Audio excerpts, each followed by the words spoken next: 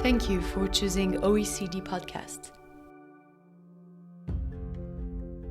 Welcome to OECD Podcasts, where policy meets people. I'm Clara Young, and I'm here in the studio with Pascal Saint-Amans, who is the head of the OECD's Center for Tax Policy and Administration. So thanks for coming in, Pascal. Hello, my pleasure. There's been a lot of attention focused on the taxation of tech companies over the past years. They've come under fire for not paying their fair share of tax. At the OECD, we have a project called BEPS, short for Base Erosion and Profit Shifting. BEPS attacks the ability of multinational companies to avoid paying tax, but it's focused on traditional tax rules and business models. When BEPS was unveiled in 2015, the issue of tax avoidance in the digital economy was left unresolved. Now, 4 years later, the pressure's on to deal with digitalisation and taxation. But the 127 countries and jurisdictions that signed on to BEPS have pretty significant differences on how to tackle these issues. And in the meantime, many countries are moving ahead with short-term measures to tax digital companies. The UK has announced a new measure, so has France. Chile, Indonesia, and Australia have signaled that they will act. So my first question is this, Pascal. A big part of the problem with taxing a digitalized economy is that much of the international tax rules we currently have simply don't fit a digitalized economy. And what exactly is the problem? Okay, thank you. There is a lot in what you've just said. Maybe to clarify first, the G20, in the wake of the financial crisis, decided to address what we call the tax haven issue, or how we can ensure that multinational companies pay the taxes where the tax is due, meaning where the activities are taking place. And that's the BEPS project, BEPS standing for Base Erosion and Profit Shifting.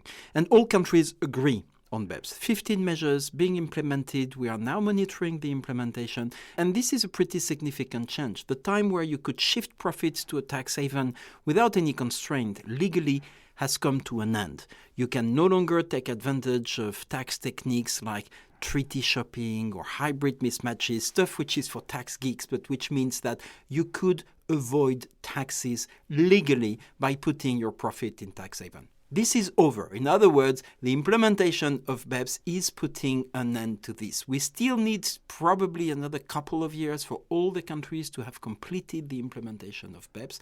But again, this is something which is done. Now, that said, what remains to be done is addressing what we call the tax challenges of the digitalization of the economy. What does that mean? With the digitalization of the economy, which is not limited to a few tech giants that all the peoples have in mind, Google, Facebook, Airbnb, Uber, Netflix, Amazon, it's something which actually is much broader than that, because all the companies are one way or another digitalizing. When you now have an engine built by Rolls-Royce, you have captors which are embarked, and these captors will collect data on the engine, and this will help the company, Rolls-Royce, to provide a service to decide when you need to repair, when you need to review and all that. So you have a change even in the most traditional part of the economy. And this change is about doing business on a territory without necessarily being present on that territory. And this is a difficulty because the traditional rules agreed among countries were that a country would tax activities when you have people on the grounds, when you have what we call a permanent establishment. With the digitalization, you lose that link, not only for the tech giants, but for all the companies. And this is what is being debated at the OECD. And because it has taken some time, because countries are not in agreement yet, some countries have announced unilateral measures. So to summarize this introduction, you have BEPS, which is limiting tax avoidance by changing the rules to patch the system and make sure you cannot take advantage of lack of regulation. Now we face the next step, or the last mile, hopefully, which is how do you deal with an economy which is digitalizing, where it's more and more difficult to find activities on the ground to determine what to tax, and this is what we are discussing. It's taking time.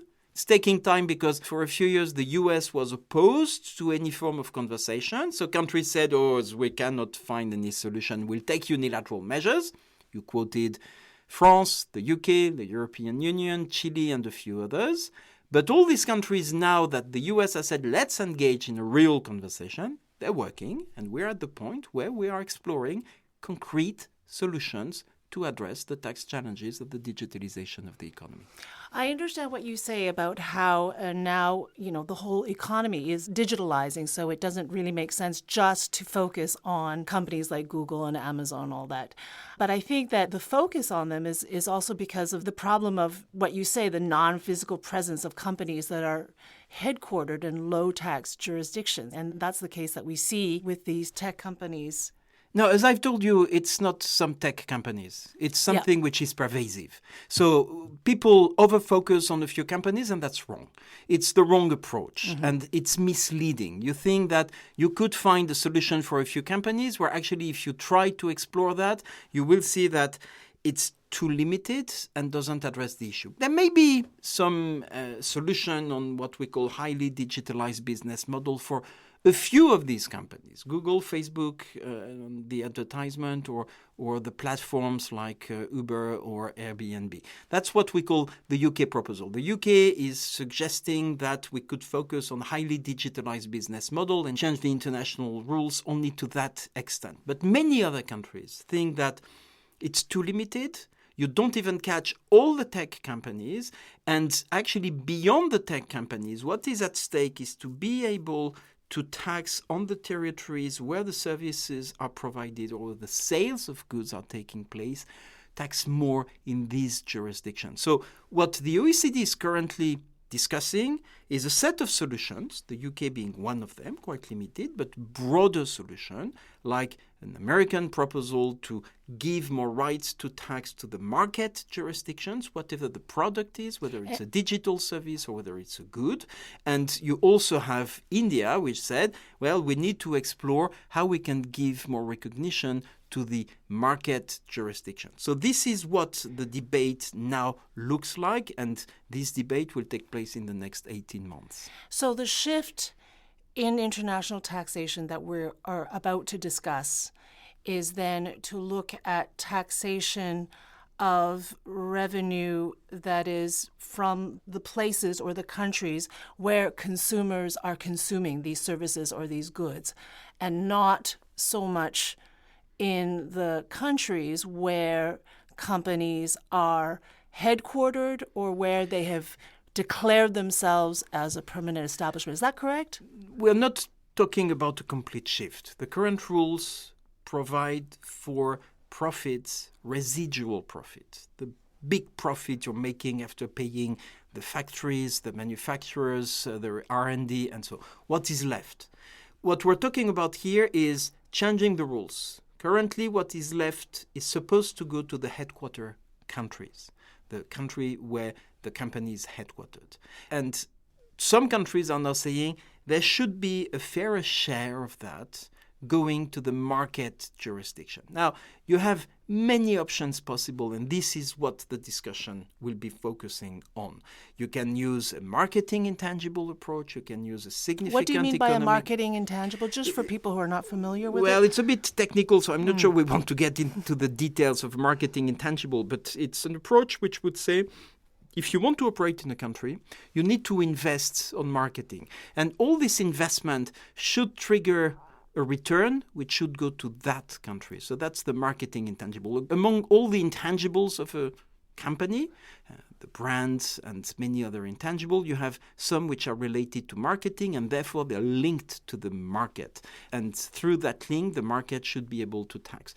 Significant economic presence is another way to tackle the same issue and say where there are enough links through sales on the territory, then there should be something like triggering a right to tax. So these are these changes, which are not about shifting all the rights to tax from the headquarter country to the market jurisdiction, but seeing how you can better share the residual profits between the country of residence of the company and the country which is the market of this company.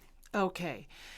How much money are we losing right now in taxes because tech companies, no, I won't say tech companies, I will say companies are avoiding paying it? There are two different issues, and we should be mindful not to confuse them.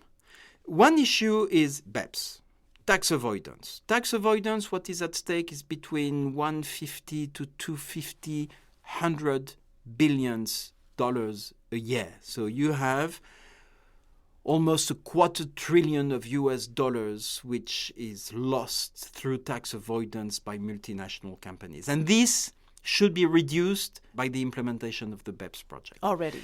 Already. You have another issue, which is where should companies pay their taxes? For sure, they shouldn't locate their profits in tax haven. This is what BEPS is taking care of. But then the question is, well, if they don't pay in Bermuda, or if they don't locate their profit in Bermuda, where should they pay their taxes? Is it in the country of residence of the company for the residual profit, or is it in the market jurisdiction? That's the question. On that one, nothing is lost as long as you stop putting your profit in a tax haven. But the debate on the tax challenges of the digitalization are not that much about how much money is lost, because if BEPS is properly implemented, no money is lost. But the question is, where should they pay their taxes? And then you have winners and losers. If you decide that the market jurisdictions will get more, well, the countries of the headquarters will collect less tax, but the market countries will collect more tax. So you have something like a shift of revenue, of public revenue, from developed countries with trade surpluses, which we lose, towards emerging economies or trade deficit countries, which will win. So two issues. How much money is lost through avoidance? This is BEPS, the BEPS issue. BEPS will address that. Then reallocation of taxing right. It's actually a zero-sum game because it's a question of who gets what. I think it was in December, you mentioned the idea of a minimum tax, which is something that the U.S. introduced in its tax reform last year. For those of us who are unfamiliar with the minimum tax, what is it? In the course of the discussion on how to address the tax challenges of the digitalization of the economy, some countries said we also need to complete the BEPS work. We need to make sure that we have all the instruments to fight avoidance. And there is one instrument which was not adopted in the course of the BEPS project, which, by the way, was adopted by the United States in the course of the tax reform, which is a minimum tax idea. What is a minimum tax idea? It's not the idea that all countries should put in place at least a X% corporate income tax. On the contrary, it's the idea that all the countries should be able to protect themselves if profits of their companies are shifted to a country where the level of tax is below a level to be determined, which would be the minimum tax level. So the idea put forward by the French and the Germans in the context of the conversation on digital, which goes much beyond digital, is about saying we should protect ourselves with a rule inspired from the US tax reform, which would mean that if a profit is shifted from a taxing jurisdiction to a too low tax jurisdiction, then we should keep the right to tax this profit. So that's what this proposal is about.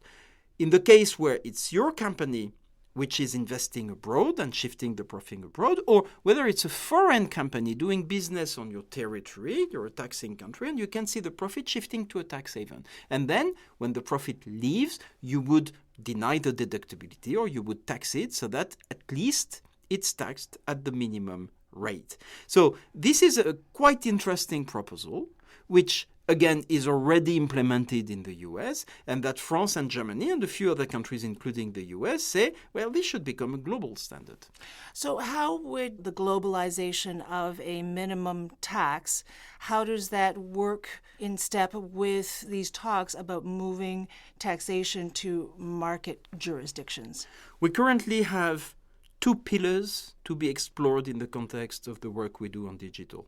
One pillar is the reallocation of taxing right. The other pillar is reflection and further work on this minimum tax idea. So they complete each other, they are independent from each other, but they could go very well together. Pascal, why isn't a short-term digital tax like what the EU and the UK are proposing a good, simple way to ensure fairness in the tax system quite quickly?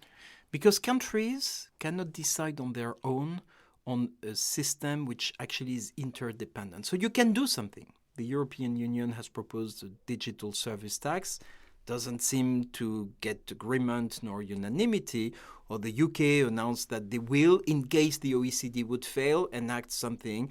The French have also announced that they will put in place a tax on digital services. These taxes are extremely constrained because what we're talking about at the global level is taxing the profits of companies. Corporate income tax is a tax on the income of corporations. And the income is something which is the net between all your turnover and your expenses. So you tax profit.